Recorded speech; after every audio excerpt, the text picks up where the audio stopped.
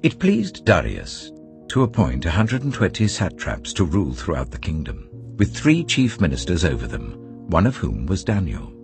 The satraps were made accountable to them, so that the king might not suffer loss. Now Daniel so distinguished himself among the chief ministers and the satraps by his exceptional qualities, that the king planned to set him over the whole kingdom.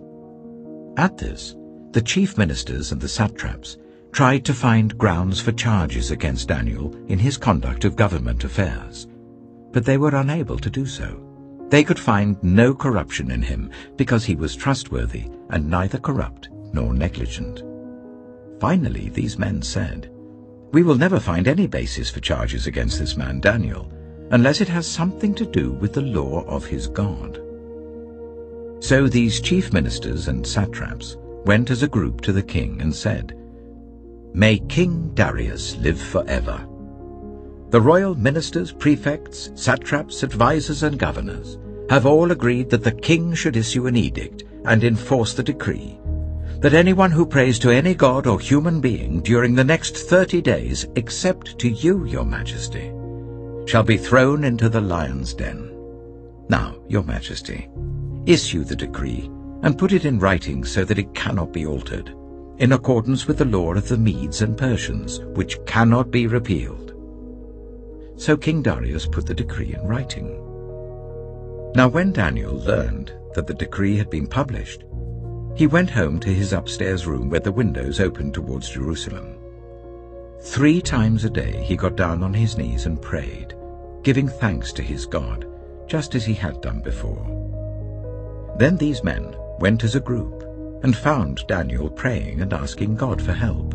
So they went to the king and spoke to him about his royal decree. "Did you not publish a decree that during the next 30 days, anyone who prays to any god or human being except to you, your majesty, would be thrown into the lion's den?" The king answered, "The decree stands, in accordance with the law of the Medes and Persians, which cannot be repealed." Then they said to the king, "Daniel, who is one of the exiles from Judah, pays no attention to you, your majesty, or to the decree you put in writing. He still prays 3 times a day." When the king heard this, he was greatly distressed. He was determined to rescue Daniel and made every effort until sunset to save him. Then the men went as a group to King Darius and said to him, "Remember, your majesty, that according to the law of the Medes and Persians, no decree or edict that the king issues can be changed." So the king gave the order, and they brought Daniel and threw him into the lion's den. The king said to Daniel, "May your God, whom you serve continually, rescue you." A stone was brought and placed over the mouth of the den, and the king sealed it with his own signet ring and with the rings of his nobles, so that Daniel's situation might not be changed.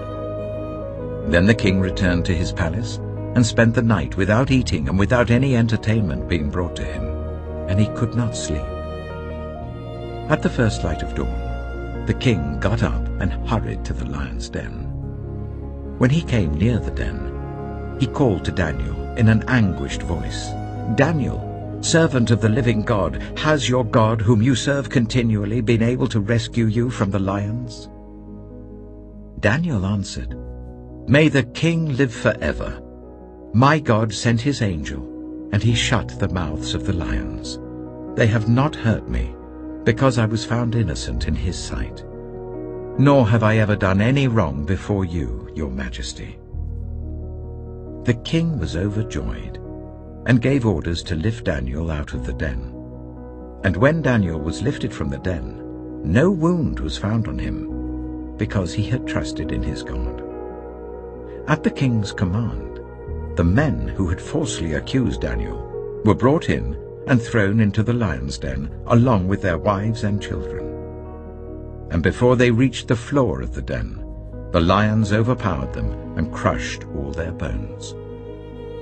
Then King Darius wrote to all the nations and peoples of every language in all the earth, "May you prosper greatly.